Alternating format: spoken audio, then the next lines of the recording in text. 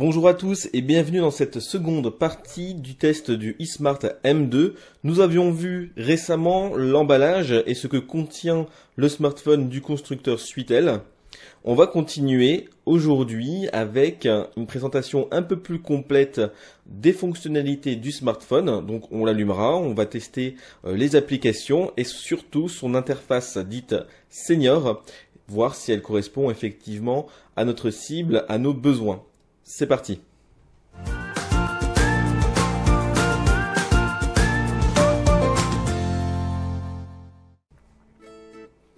Donc on recommence, on ouvre la boîte et on va vraiment tout faire ensemble. Les réglages, etc.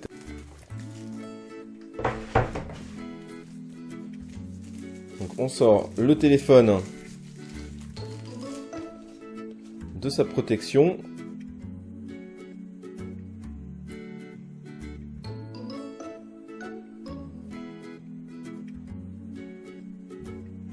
Voilà, donc on est ici sur l'écran de verrouillage, il est 8h53.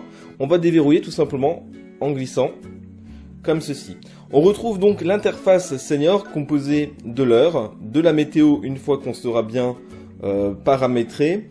On peut choisir 3 applications personnelles à mettre en premier. Ensuite, on a le navigateur Chrome, donc c'est le navigateur web, WhatsApp pour discuter, la musique, le téléphone en bas, l'accès aux SMS et MMS et l'appareil photo.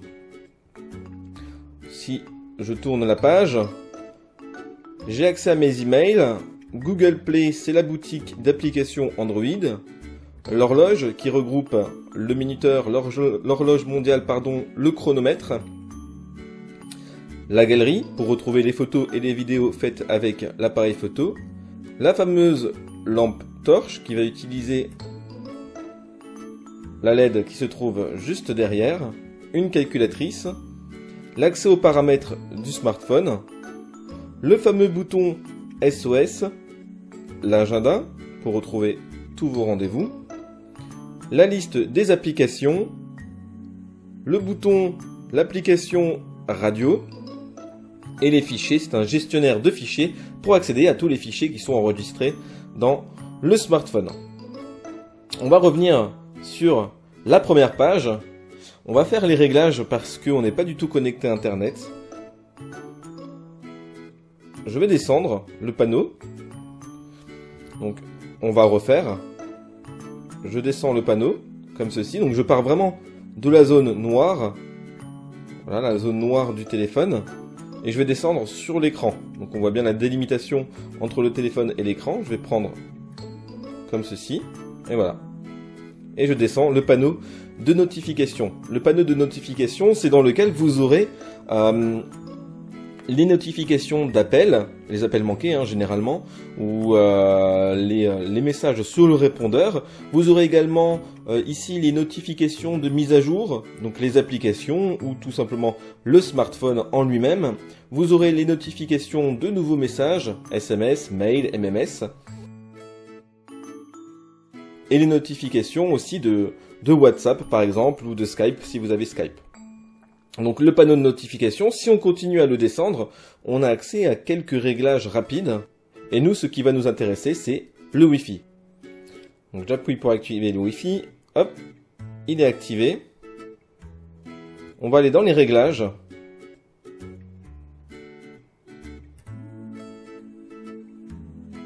Et on va taper le mot de passe. Voilà, donc je suis connecté en Wi-Fi, donc j'ai bien l'icône en haut, donc on la voit bien, qui me dit, ben voilà, vous êtes connecté en Wi-Fi, vous pouvez utiliser l'internet de la maison. Une fois que c'est fait, donc je vais retourner, on va retourner sur la page d'accueil. Alors on voit pas très bien, mais ici, il y a 3 boutons, on va les expliquer plus tard. Donc j'ai ma page d'accueil. Et comme on le disait, on va essayer de voir un peu ce que le téléphone a dans le ventre. Alors, je peux ajouter une application. Voilà, et tout comme vous, Ce ne sont pas des applications, mais ce sont des contacts. Alors, on va en créer un. Hop, et on va l'appeler par exemple Monsieur Formation.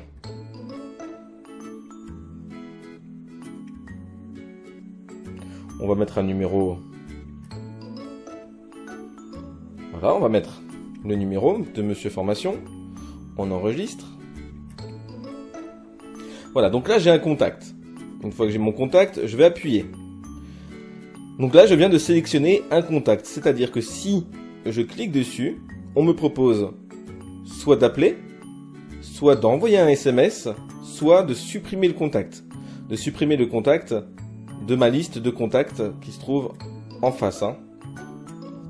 Donc vous pouvez ajouter 3 contacts, donc 3 raccourcis, 3 accès rapides à un contact. Vos parents, un proche, un ami. Dès que vous allumez le téléphone, vous pouvez appeler ou envoyer un SMS à l'un des 3.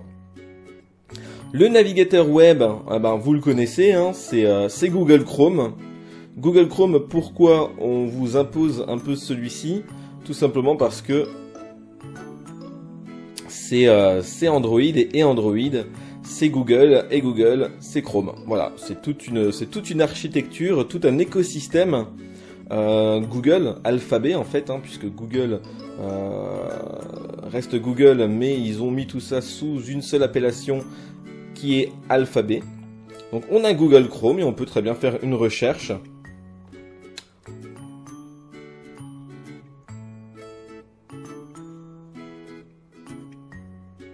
Voilà, par exemple. Donc, vous voyez, j'écris assez mal, donc c'est ce qui va vous arriver assez souvent, mais c'est pas grave. Le correcteur est là, il me propose le résultat en question.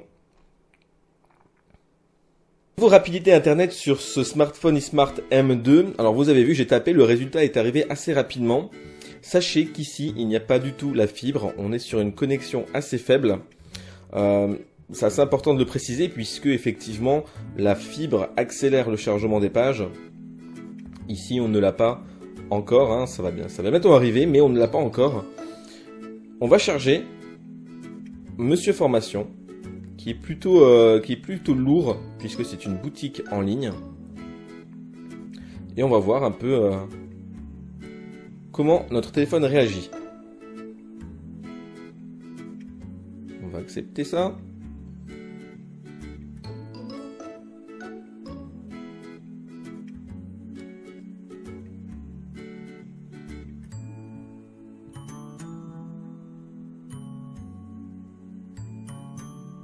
Donc il réagit très bien.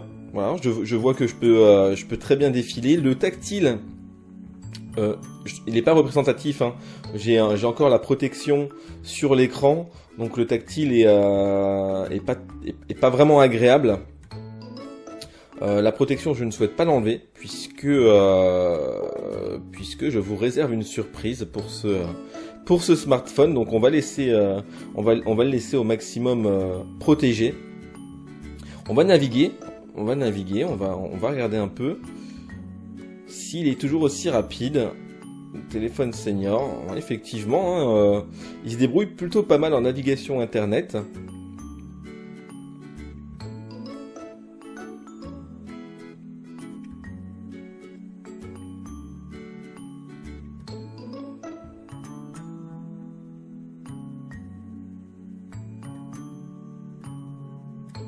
Voilà, non, c'est vraiment pas mal du tout. Sur la navigation internet, il n'y a pas grand chose à dire.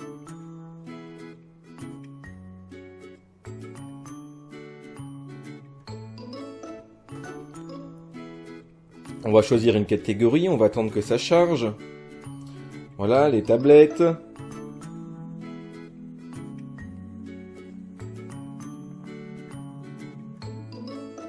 On voit effectivement, le navigateur est plutôt rapide, le smartphone gère très bien la navigation sur Internet, et on découvre rapidement les fiches qu'on souhaite voir. Donc c'est très bien. Ce sera notre première étoile sur sur ce test vidéo. Donc navigation internet, très bien, très rapide et très fluide même, j'ai envie de dire. Et les pages se chargent plutôt rapidement. On a un WhatsApp à côté, on va pas le tester puisqu'il faudrait que j'ai un compte WhatsApp. Musique. Hop, voilà à quoi ressemble le lecteur musical. Donc si vous avez de la musique sur votre carte SD, je conseille la carte mémoire puisque les 8 Go ne seront pas assez malheureusement pour avoir les fichiers que vous souhaitez, musique, photos, etc. Donc une carte mémoire et on stocke tout ça à l'extérieur et on est tranquille. Donc maximum 32 Go pour le eSmart M2. Donc une fois que vous avez vos musiques sur la carte mémoire, elles s'afficheront ici et vous pourrez les sélectionner tout simplement à cet endroit. Ici, on n'a rien, du coup on peut pas vous montrer. On continue l'appareil photo.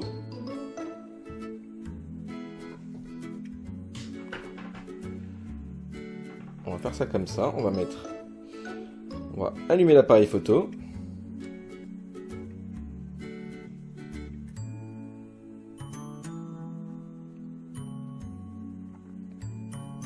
Donc c'est un appareil photo de 8 mégapixels. J'ai appuyé sur l'écran, ça m'a fait la photo. J'ai quelques paramètres. Je peux prendre une photo avec l'appareil de devant. J'ai un mode caméra pour prendre des vidéos. Le bouton appareil photo qui a la même fonction que si j'appuyais sur l'écran. Et là on est en mode automatique, hein, c'est un mode que je conseille et que je laisserai tout le temps.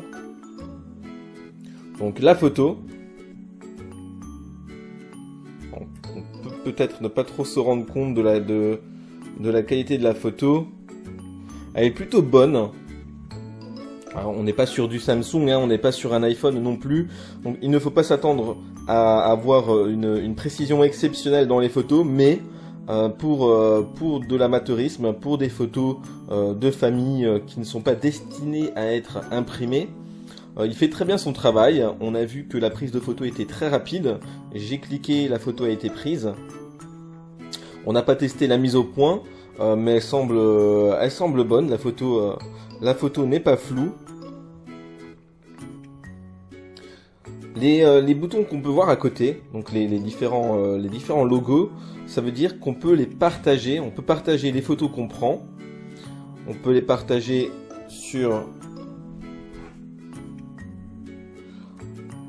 par SMS. Donc si on envoie par SMS, ça devient un MMS. On peut la partager en Bluetooth. On peut la partager sur Google Maps, dans Google Photos, Google+, WhatsApp, Google Drive ou Gmail pour l'adresse mail de Google.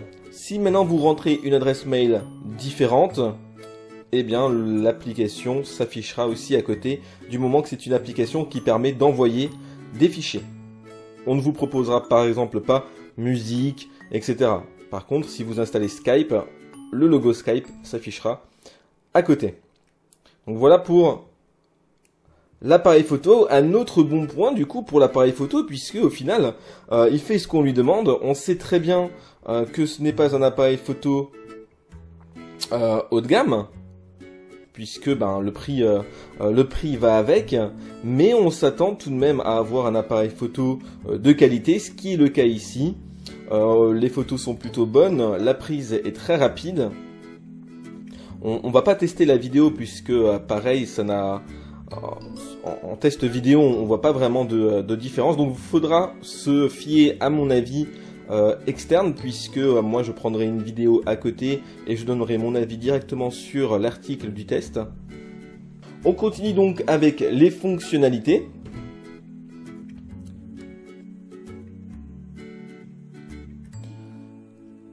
L'application SMS MMS. Alors, elle est très simple, hein, c'est vraiment très simple à utiliser. Donc je vais cliquer en haut pour commencer une conversation. Donc pour commencer une conversation, on appelle ça aussi un SMS, hein, tout simplement. Et je vais entrer le nom de la personne.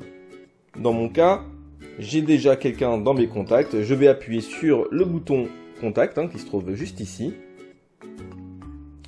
et je vais chercher parmi tous mes contacts celui à qui je veux envoyer mon SMS. Je l'ai sélectionné. En dessous, j'ai mon petit bouton OK. Et je vais pouvoir entrer mon message. Alors, je reviens dans une seconde. Je vais vous montrer comment on tape avec un stylet tactile. Voilà, donc le stylet tactile, voilà, c'est ceci, hein, c'est ce petit appareil. Donc le stylet tactile va me permettre de taper simplement sur le smartphone. Vous voyez, j'ai plutôt des doigts assez gros. Et je vais pouvoir taper mon message. Donc je clique sur Entrer le message qui se trouve ici. Et je vais pouvoir taper le message. Il y a une reconnaissance orthographique. Du coup, n'hésitez pas à vous tromper sans être dans l'excès. Mais si vous vous trompez de quelques lettres, le mot sera trouvé automatiquement. Alors, le mot est trouvé en haut. Hein. Donc ici, on aura les suggestions. Et on va taper notre texte ici. Donc dans ce gros carré blanc. Par exemple...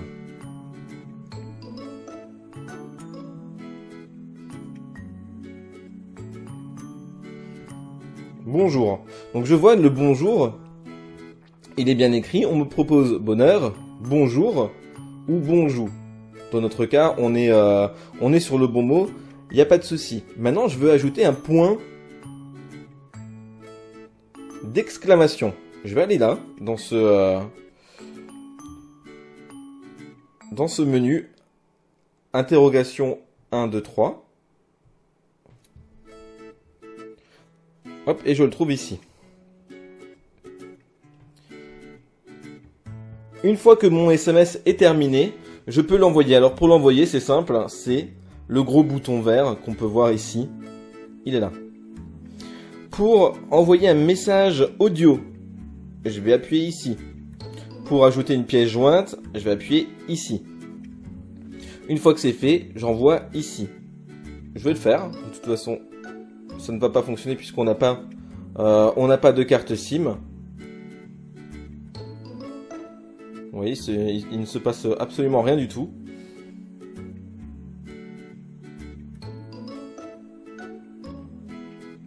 Donc on peut quitter. On retrouve mon brouillon ici. Donc si je l'ouvre, je vais de nouveau avoir accès au message que je vais pouvoir envoyer. On peut ajouter une photo.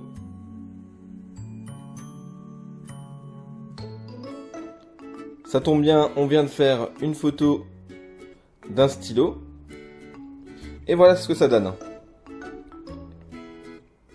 Et je peux ensuite envoyer, toujours, mon message. À savoir que là, du coup, mon SMS s'est transformé en MMS.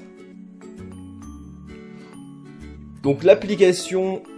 SMS, effectivement, elle est simplifiée, elle est épurée, ça c'est vraiment un bon point. Les discussions, donc une discussion c'est ça, hein. Une discussion c'est ça, c'est ce qu'il y a avant même d'entrer dans le message. Donc la discussion est vraiment grande, c'est un bon point.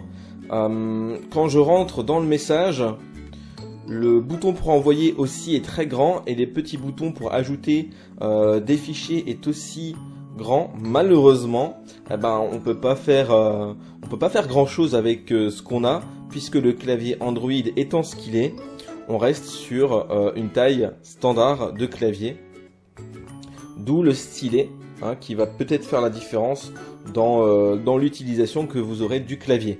À savoir que si vous penchez l'appareil,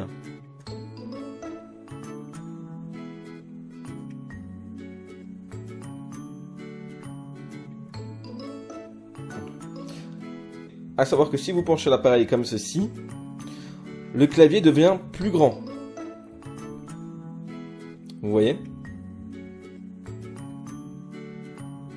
Voilà, donc le clavier prend toute la largeur de l'écran, en tout cas toute la longueur quand il est comme ça. Et effectivement, à ce moment-là, ça devient beaucoup plus simple, beaucoup plus facile de taper un SMS. Alors je vais pas mettre de mauvais points pour le clavier puisque on peut pas avoir de clavier plus grand, un clavier ça peut pas dépasser l'écran. on va rester sur le côté pratique de l'application SMS. Je la trouve très pratique. Les boutons sont, en plus d'être sympas, sont vraiment gros. Et du coup, ben, on a une application qui est vraiment adaptée à une utilisation senior. Pour appeler, j'appuie ici sur le téléphone. Donc là, c'est en anglais, malheureusement, ça n'a pas été traduit. Donc find contact, ça veut dire chercher, trouver un contact. Donc nous, on en a déjà un. Il est ici. Donc je vais cliquer sur Monsieur Formation. Et me dit aucune carte SIM. C'est normal, à savoir que si je clique sur Monsieur Formation avec une carte SIM, eh bien, on va me proposer d'appeler directement le correspondant. Le clavier pour taper le numéro de téléphone. Alors le clavier, on voit bien, hein, les touches sont vraiment grosses, donc même avec mon doigt, j'ai aucun souci à taper les numéros. Et ça, c'est vraiment une bonne chose. Ici, j'ai le journal d'appel. Les appels manqués, les appels reçus et les appels passés. En l'occurrence, il n'y en a aucun, donc c'est vide, c'est normal. Et ici, j'ai l'accès à mes contacts aussi directement depuis l'application téléphone. Voilà, donc le téléphone, somme toute basique. Pareil que pour les SMS, on a une interface épurée avec des icônes plutôt grandes et des chiffres, et c'est vraiment ce qui est le plus important, et des chiffres assez gros, donc vraiment un gros bon point pour l'interface du téléphone.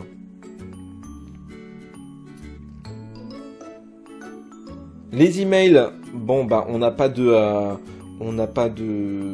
compte installé sur le téléphone. Quoi qu'il en soit, on est sur une application de base, donc il n'y aura pas d'optimisation, d'après ce que je vois là, il n'y aura pas vraiment d'optimisation, à part sur la taille des caractères, mais sur la taille des mails, donc la liste des mails, ce sera pareil que sur un autre téléphone. Google Pay, je ne peux pas vous montrer parce qu'on n'a tout simplement pas mis de compte Google. On va voir l'horloge. Donc l'horloge, le réveil, hein, si on préfère. Donc je vais pouvoir mettre mon petit réveil à une heure donnée. Hein.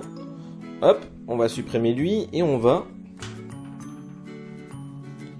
en mettre un autre. Alors, on va l'activer et on va pouvoir le modifier.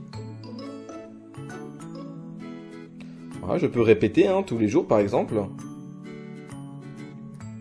Alors, le stylet plus la protection de l'écran, qui n'est pas une protection faite pour être utilisée avec un stylet, hein, c'est juste la protection pour l'envoi du smartphone. Donc c'est 0, hein, le stylet a vraiment du mal sur ce type de revêtement. Je vais choisir l'heure, voilà, et je valide. Prochaine alarme dans 2 jours, 1h47, puisque on a réglé pour que ça sonne le mardi, le mercredi, le samedi et le dimanche. Et donc elle est bien activée.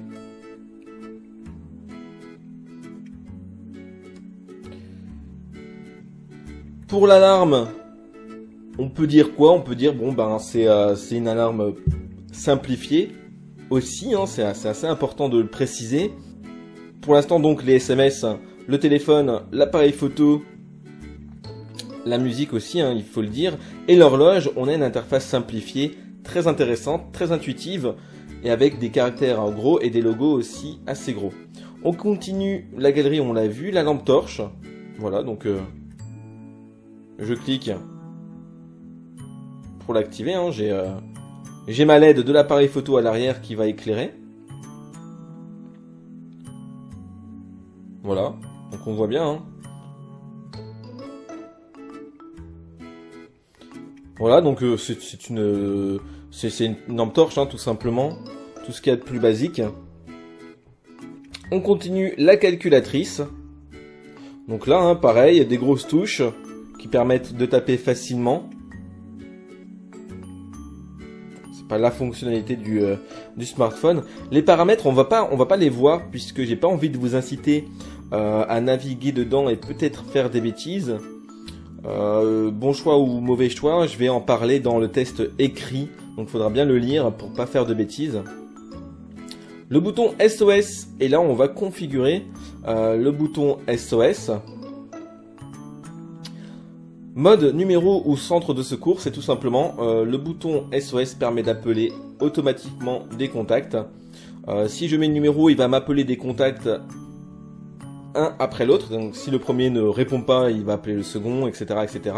Centre de secours, si je choisis centre de secours, il va appeler un numéro de centre de secours que j'aurai préalablement enregistré ici. Donc s'il m'arrive quelque chose et que j'appuie sur le bouton SOS, suivant le mode choisi, il va appeler soit un contact, donc généralement un proche, soit le centre de secours que j'aurai choisi au préalable. Numéro, je vais choisir 5 contacts. Et on l'a dit, hein, si j'appuie sur le bouton SOS, on va appeler un par un les contacts. Donc on les met par ordre de préférence. Le numéro du centre de secours, message voix sortie. Alors le message voix sortie, c'est si maintenant vous êtes dans l'incapacité de parler, eh ben, on va lancer un message préenregistré. SOS SMS. Donc, si vous êtes par exemple dans l'impossibilité d'appeler, vous pouvez dire où vous êtes et l'envoyer. Usage SIM. Là, on peut pas le faire puisque c'est la SIM 1 et la SIM 2 qui ne sont pas insérées dedans. C'est tout simplement pour me dire, ah ben voilà, quand j'utilise l'application SOS, il va appeler avec quelle carte SIM, la première ou la seconde. Voilà pour la touche SOS. Alors la touche SOS très intéressante, par contre, de base, je trouve qu'elle n'est pas vraiment au bon endroit. On aurait préféré la voir quand même sur l'écran qui se trouve ici. À savoir que ça c'est un détail, on peut très bien modifier ça par la suite. L'agenda, on va pas en parler. La liste des applications, on va les voir juste après. La radio FM.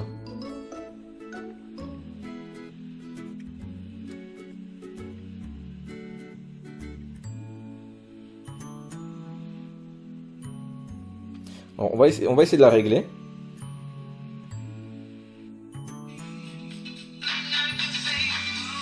Voilà. Donc j'ai la radio, hein. Fonctionne très bien. On rappelle, on a le bouton radio ici, qu'on avait vu lors du déballage de la vidéo. Ici j'ai le bouton FM. J'ai juste à appuyer dessus. Hop, comme ceci. Pour qu'il me lance la radio. Voilà. Donc on me capte mal, c'est assez désagréable, hein, donc c'est pour ça que je coupe la radio. Le gestionnaire de fichiers, où vous allez retrouver les différents fichiers que vous avez stockés dans votre appareil, que ce soit des documents de mail, des images, des pièces jointes, de la musique également. On l'a dit, stockage téléphone, c'est l'appareil avec ses 8 Go. Vous voyez, il reste quasiment plus rien, puisque le système prend aussi lui-même sa propre place. On va préférer vraiment de prendre une carte micro SD et l'insérer à l'intérieur. On aura stockage téléphone et stockage externe. La liste des applications, on la trouve ici. Alors la liste des applications, j'aime beaucoup. J'aime beaucoup son interface. Elle est très très jolie, très simple. Et ça c'est vraiment un bon point. On a le minimum, hein, la liste des applications sur un smartphone Samsung par exemple, elle est longue. Elle est très très très longue. La moitié on va pas l'utiliser. Celle-ci par contre, voilà, il me propose vraiment ce qu'on va utiliser le plus souvent. Et si maintenant vous en avez besoin de plus, vous avez toujours le Play Store pour ajouter une application comme Skype par exemple. La lampe torche, le bouton recherche pour faire une recherche vocale sur le navigateur internet, Google, un microphone, un magnétophone pour vous enregistrer, la boutique d'applications, Gmail, qui est l'application utilisée pour voir vos mails Google, l'agenda pour gérer vos rendez-vous, etc. Le Drive qui est le cloud de Google. Alors le cloud de Google, pensez-y si vous ne connaissez pas du tout, on forme, on propose des formations à domicile sur notamment le Google Drive. Maps qui est le GPS de Google. On va voir un peu s'il est performant sur ce téléphone-là, puisque ça reste aussi une application et une fonctionnalité assez intéressante sur un smartphone. Le GPS, on va attendre qu'il nous localise. Voilà, donc il m'a bien localisé, on est bien dans les bureaux de Monsieur Formation, c'est écrit. Ça ne s'invente pas, donc il m'a mis combien de temps pour faire ça? Il a été très très rapide pour me localiser. Encore un très très bon point pour le eSmart M2. L'accrochage GPS a été vraiment très rapide.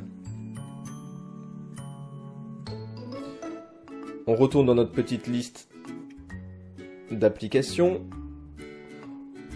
Google+, bon là Google+, je reconnais, c'est pas utile. C'est le réseau social de Google qui voilà, il commence un peu à mourir à côté de Twitter, Instagram, Facebook, etc.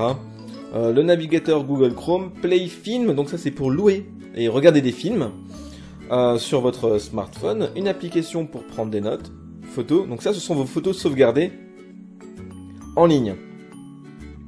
Voilà, c'est peut-être un peu compliqué et là je reconnais qu'on peut rentrer dans un aspect assez complexe du stockage de fichiers. Donc je vais pas en parler plus longtemps puisque ça peut être assez compliqué. Et l'horloge, on l'a vu. L'horloge qui me permet d'ajouter une horloge mondiale. Donc tout simplement en cliquant ici, je vais choisir une horloge quelconque. Et elle va me la rajouter avec effectivement le décalage horaire. Je continue. Ici, j'ai le minuteur. Voilà, j'ai besoin de faire cuire quelque chose. Par exemple, je vais mettre mon minuteur ici. Et il va me le calculer. Et j'ai le chronomètre ici. Pour faire un peu ce que vous voulez, puisque je n'ai jamais vu l'utilisation d'un chronomètre sur un smartphone. Les boutons, on va terminer avec ça, puisqu'on est déjà à 40 minutes à peu près de vidéo. Alors en bas j'ai 3 boutons, j'espère qu'on les voit bien. J'ai le bouton ici menu. Alors le bouton menu à utiliser quand vous êtes dans une application. Par exemple, je vais dans l'application SMS et je vais appuyer sur le bouton menu. Voilà, il va me permettre ici de supprimer des conversations, par exemple.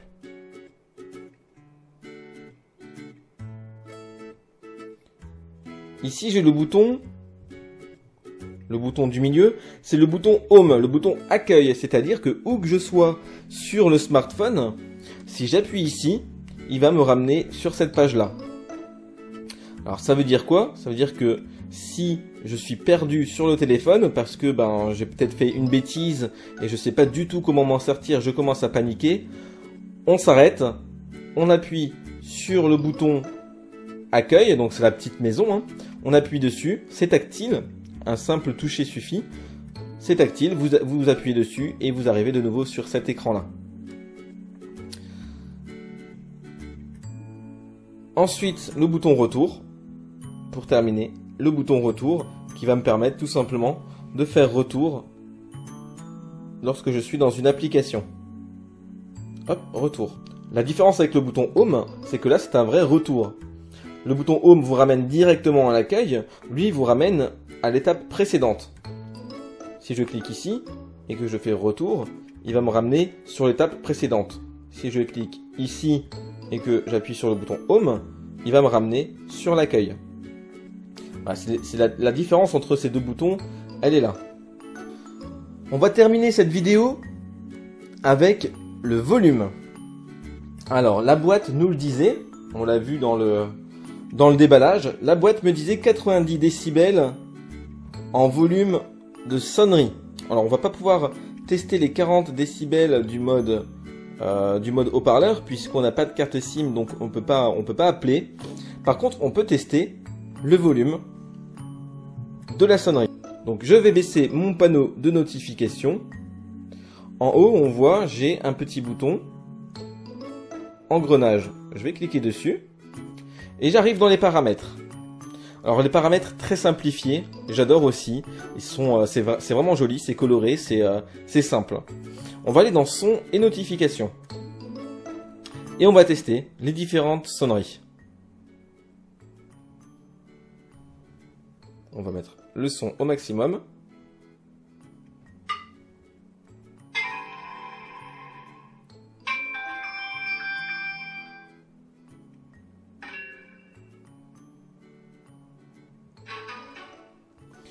Donc ça, ce sont des sons de notification, hein. Ce ne sont pas des sonneries. Ce sont plutôt des sons qu'on a quand on reçoit un SMS ou quelque chose comme ça. Pour moi, ce ne sont pas... Voilà.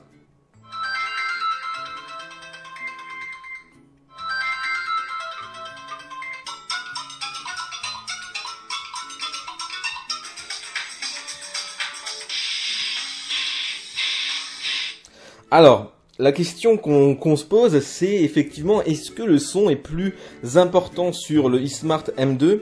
Alors j'ai envie de dire, peut-être pas, puisque j'ai pas l'impression que ça change quelque chose. Alors, l'autre question est-ce que quand on m'appelle, le son n'est pas plus fort que ce qu'on entend dans les réglages? Et ça, ce n'est pas du tout impossible. Du coup, on reste un peu sur sa faim dans ce test sonore, puisque les 90 décibels annoncés ne peuvent pas être testés, en tout cas en situation réelle. Dans les paramètres, pour moi, à l'oreille, c'est du son normal.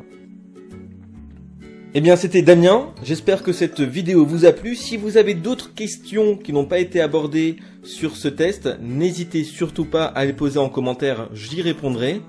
En attendant, n'hésitez pas non plus à liker, partager et mettre un pouce bleu sur la vidéo. Suivez-nous sur les réseaux sociaux Twitter et Facebook. Et je vous dis à très vite pour une toute nouvelle vidéo de test d'un smartphone, d'une tablette ou d'un objet connecté dédié au Senior. À très vite.